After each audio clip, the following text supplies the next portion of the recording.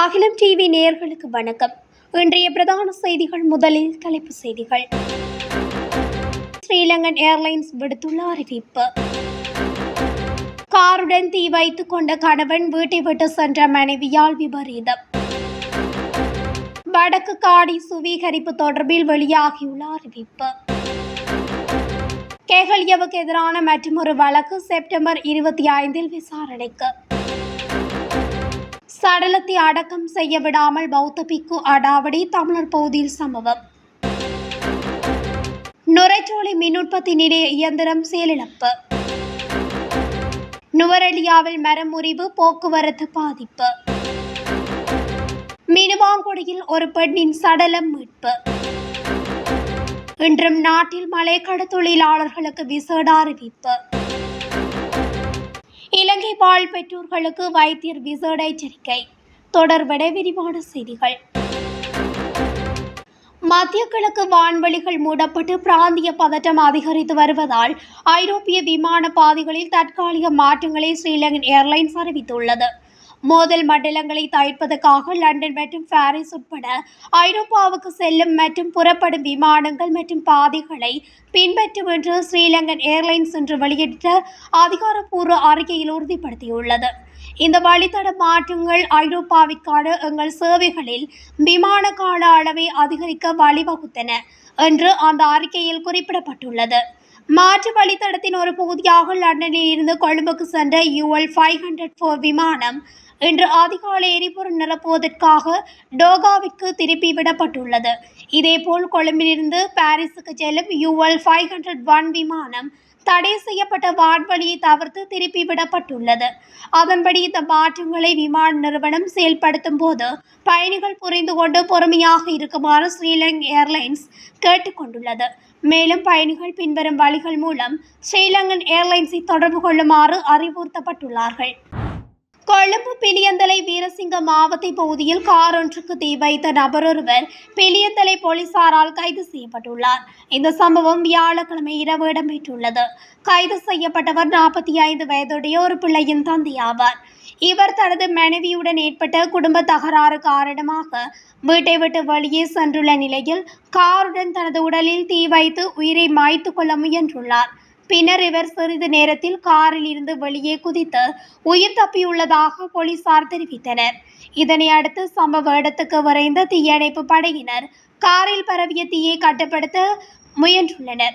எவ்வாறு இருப்பினும் காரானது முற்றாக தீயில் கருகி நாசமாகியுள்ளதாக போலீசார் தெரிவித்தனர். இந்த சம்பவம் தொடர்பாக மேலதிக விசாரணைகளை பிலியந்தலை போலீசார் மேற்கொண்டு வருகின்றனர். வடக்கில் உள்ள காணிகள் தொடர்பான வர்த்தமானி அறிவித்தலை ரத்து செய்வது குறித்து அமைச்சரவை அமைச்சர்களின் கருத்தினை அறியுமாறு சட்டமா அதிபர் கமதொழில் கால்நடை வளங்கள் காணி மற்றும் நீர்ப்பாசன அமைச்சுக்கு அறிவித்துள்ளார்.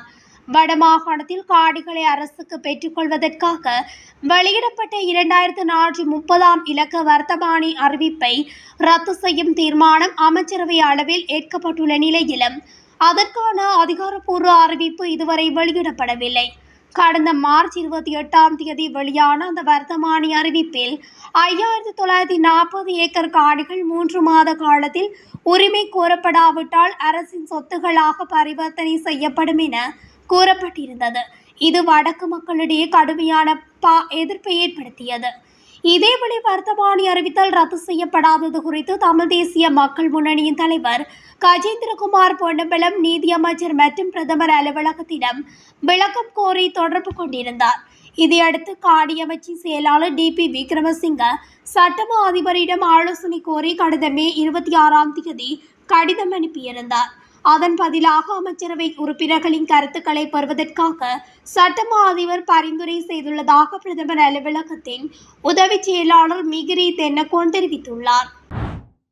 முன்னாள் அமைச்சர் கேகலியர் ராமுக்வேல அரசு அச்சக கூட்டுத்தாபனத்தின் முன்னாள் தலைவர் ஜேம்பதி பண்டார ஜின்கொந்த ஆகியோருக்கு எதிராக கையூட்டல் மற்றும் ஊழல் ஒழிப்பு ஆணைக்குழு தாக்கல் செய்த மனு எதிர்வரும் செப்டம்பர் 25 விசாரணைக்கு எடுத்துக் கொள்ளப்படும் என கொழும்பு மேல் நீதிமன்றம் உத்தரவிட்டுள்ளது. கேகலியர் ராமுக்வேல வெகுஜன ஊடக அமைச்சராக பதவி வகித்த போது தனது தனிப்பட்ட கையடக்க தொலைபேசியின் 2,40,000 ரூபாய் கட்டணத்தை அரசு அச்சக கூட்டுத்தாபனத்தின் நிதியிலிருந்து செலுத்தி அரசாங்கத்துக்கு நட்டத்தை ஏற்படுத்தியதாக இவர்கள் மீது குற்றம் சாட்டப்பட்டுள்ளது. இந்த வழக்கு இன்று கொழும்பு மேல் நீதிமன்ற நீதிபதி சுஜீவ நிசங்கவின் முன்னிலையில் அழைக்கப்பட்டது. இதன்போது பிரதிவாதியான கெகலியர் ரம்புக்வெல சார்பில் முன்னிலையான சிரேஷ்ட ஜனாதிபதி சட்டத்தரணி சுகவீனம் அடைந்துள்ளதால் வழக்கு விசாரணைக்கு வேறொரு திகதியை வழங்குமாறு கோரப்பட்டது. இந்த வழக்கு 2015ஆம் ஆண்டு தாக்கல் செய்யப்பட்டமையால் வழக்கு விசாரணைக்கு ஒரு குறுகிய கால இடைவெளியை வழங்குமாறு கையூட்டல் ஒழிப்பு ஆணைக்குழு சார்பில் முன்னிலையான சட்டத்தரணி கூறியமை குறிப்பிடத்தக்கது. திருகோணமலை குச்சவெளி பிரதேச செயலாளர் பிரிவுக்குட்பட்ட புல்மோட்டை 2 பொன்மலை குடா பகுதியில் ஜனாசா நல்லடக்கத்துக்கு பௌத்த பிக்கு தடை விதித்ததால் அப்பகுதியில் பதற்றமான நிலை தோன்றியது. குறித்த சம்பவம் வெள்ளிக்கிழமை காலை இடம்பெற்றிருந்தது. புல்மோட்டை போலீஸ் பிரிவுக்குட்பட்ட பொன்மலை குடா பகுதியில் இன்று காலை ஆணொருவர் சுகவீனமுற்று மரணமாகியிருந்த நிலையில் குறித்த ஜனாசாவை நல்லடக்கம் செய்வதற்கு மயானத்துக்காக ஒதுக்கப்பட்டுள்ள குறித்த காடியில் ஜனாசா நல்லடக்கம் இடம்பெறும் என அறிவிக்கப்பட்டது.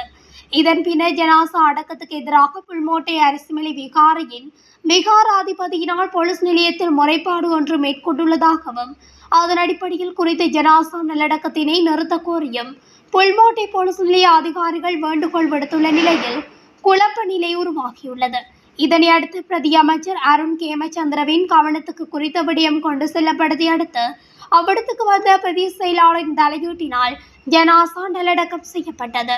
புல்மோட்டை பகுதியில் மக்களுடைய பெருமளவான காணிகளை பூஜா பூமி என்ற பெயரில் குறித்த பௌத்த பிக்கு ஆக்கிரமித்து அடாவடி செய்து வருவதாகவும் இதனால் தங்களுடைய வாழ்வாதாரம் மற்றும் இயல்பு நிலை பாதிக்கப்பட்டு வருவதாகவும் அப்பகுதி மக்கள் கவலை வெளியிடுகின்றனர். இதனால் அந்த பகுதியில் பதற்றமான சூழல் உருவாகியதாகவும் தெரிவிக்கப்படுகின்றது.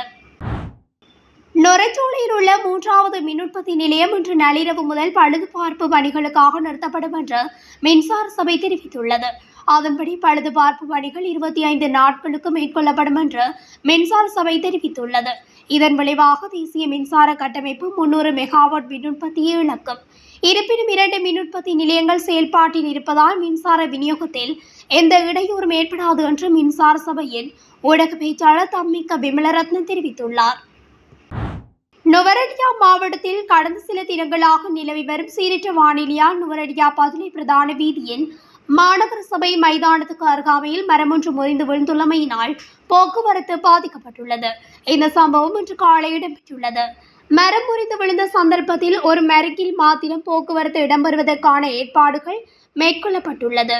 இந்நிலையில் ஊர் மக்களுடன் நுவரெலியா மாநகர சபை தீயணைப்பு பிரிவினர் இணைந்து முறிந்து விழுந்துள்ள மரத்தை உடனடியாக வெட்டி அகற்றும் பணியில் ஈடுபட்டனர்.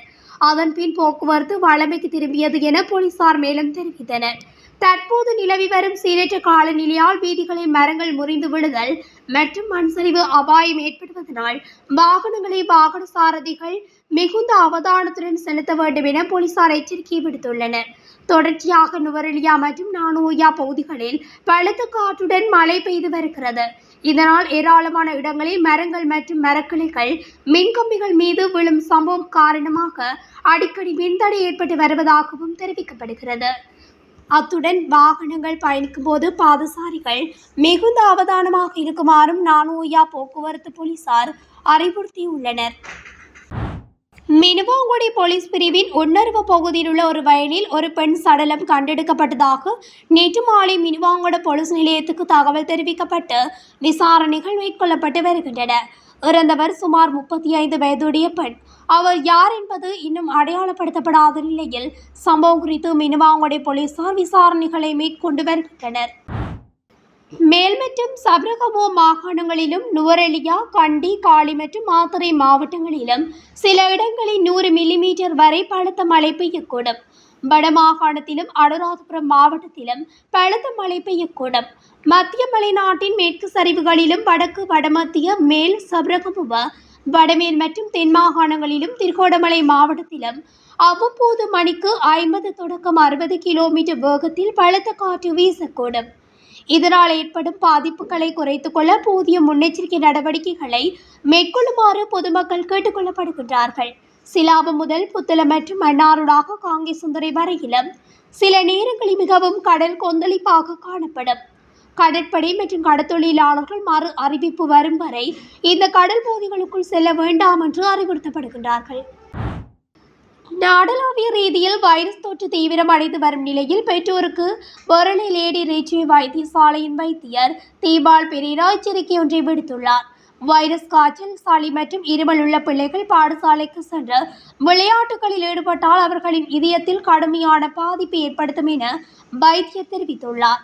அனைத்து பெற்றோர்களும் தங்கள் பிள்ளைகளை பாடசாலைகள், பாடசாலைகள் மற்றும் பகல் நேர பராமரிப்பு மையங்களுக்கு அனுப்புவதை தவிர்க்குமாறு அவர் கேட்டுக்கொண்டுள்ளார். அவ்வாறான பிள்ளைகள் முடிந்தவரை வீட்டிலே வைத்திருக்குமாறு அவர் கேட்டுக்கொண்டுள்ளார். சமகாலத்தில் சிறுவர்களிடையே இன்ஃப்ளூயன்சா வைரஸ் காய்ச்சல், சளி மற்றும் இருமல் காணப்படுகின்றது. இதுபோன்ற நிலையில் சில பெற்றோர்கள் தங்கள் பிள்ளைகளை பாடசாலைக்கு அனுப்புவது கண்டறியப்பட்டுள்ளது. தங்கள் பிள்ளைகளுக்கு வைரஸ் காய்ச்சல், சளி மற்றும் இருமல் இருந்தால் அவர்களை பாடசாலைக்கு அனுப்ப வேண்டாம். நோய்வாய்ப்பட்டவர்களை பாடசாலைக்கு அனுப்பும் போது அது மற்ற மாணவர்களையும் பாதிக்கும். அதன் பிறகு பாடசாலை முழுவதும் உள்ள மாணவர்களுக்கு வைரஸ் பரவக்கூடும் என அவர் எச்சரிக்கை விடுத்துள்ளார்.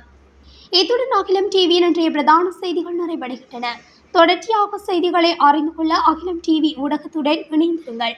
நன்றி, வணக்கம்.